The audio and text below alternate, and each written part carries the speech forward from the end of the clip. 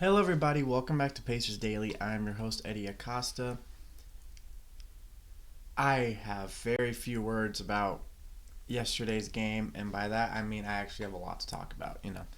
But before I get into it, like and subscribe for more of this content. I publish every Monday through Friday. Let's get straight into it. Starting with this was Miles Turner's homecoming here in Indiana, and I was at the game.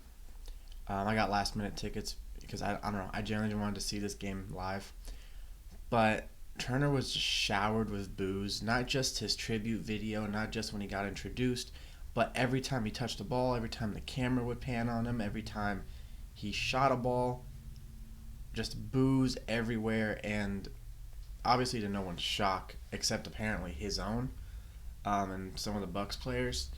Everyone's thinking, well, why is he getting booed? Well, the second he leaves Indiana, he bashes Indiana, and then he bashes Halliburton, and then just didn't even give the Pacers a chance to match the offer that Milwaukee gave him or anything.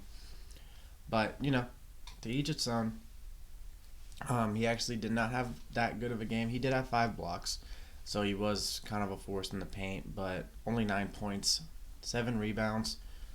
But overall, he was, of all the starters, he was the only one that didn't reach double digits, and just was probably not the game that he wanted to have as for his first game back in Indy. But unfortunately, Pacers lost in one of the worst ways imaginable. Honestly, probably the worst way the Pacers would have lost if Miles Turner would have hit a game winner. But thank God that wasn't the case. I think the place would have actually burned down if that actually happened. But overall, Turner was showered with booze, and just he it's kind of like he didn't realize he had that coming. It's just you play for a city for so long, and then you leave to go to their biggest rival, and then you bash the city and the star player. So I don't know what he was expecting. But Giannis hit a game winner. Game also with averages 33 points, 13 rebounds. Giannis had a crazy good game. Struggles on the free throw line still, but they got to really crack down on that whole 10-second rule on the free throw, because he really does take between 12 and 15 seconds each free throw. And you can hear it from the crowd, everyone counting 1, 2, 3, 4, 5. And it's like actually counting, and he still doesn't hit it before 10 seconds. But also, Giannis was kind of being a little baby all game. I'm not even trying to start anything, but he just was.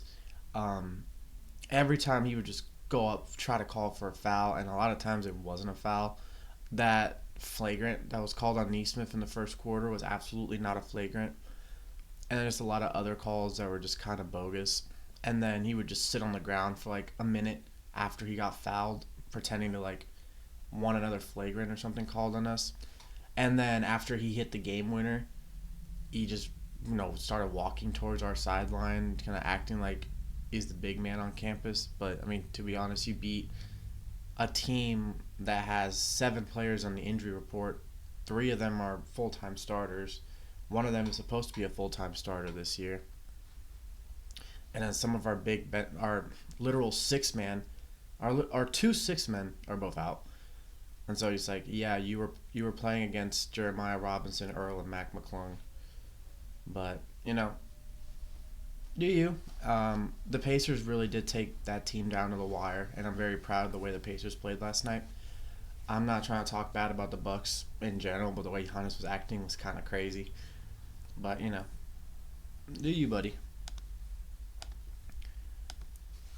But now who I really want to talk about, Isaiah Jackson finally had that breakout game. And what a better time to have than against the guy who started before you the last 4 years. Isaiah Jackson, 21-10 and a block. Now, the only thing that he didn't play better at than Miles Turner was rim protection. But still, I mean, they kept showing up. This is actually one of the most fun parts of the game. They kept showing the matchup between Jackson and Turner. And it was like 21-10, 9-7. And the whole crowd just starts cheering on Isaiah Jackson because he's out playing Turner. But that's just how the Pacers fans are. I love that atmosphere. I love going to Gamebridge. Honestly, one of the coolest places to go to. But just the way that everything was set up and the way that the game went on. Obviously, not the result we wanted, but definitely some good things. Um, the way Isaiah Jackson was playing was really just it's just what we wanted. But it could have a lot of stuff could have gone a little differently.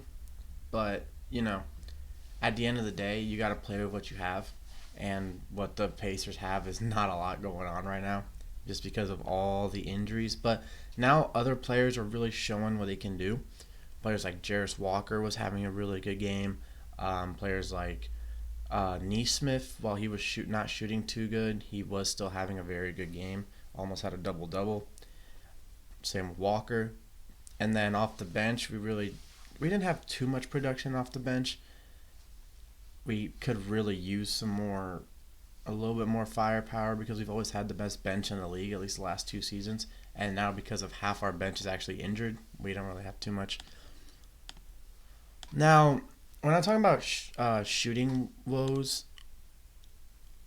oh, I didn't even change the bottom of the thing when I was editing this. Oh, no, just enjoy it.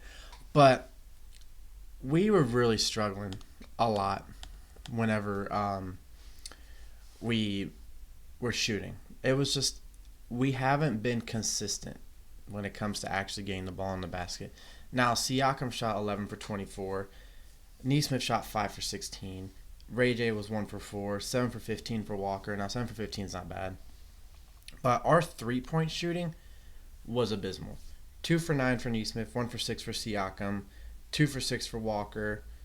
And then, just all around, just not the best performance from behind the arc.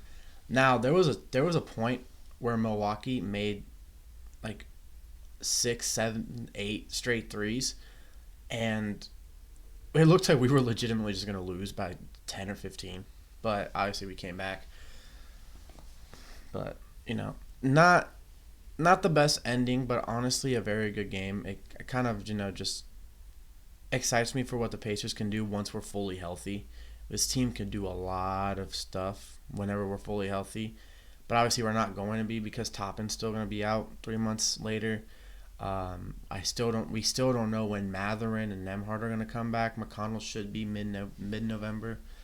But we just have absolutely nobody playing right now. We signed a hardship contract after 5 games, which is absolutely insane to me.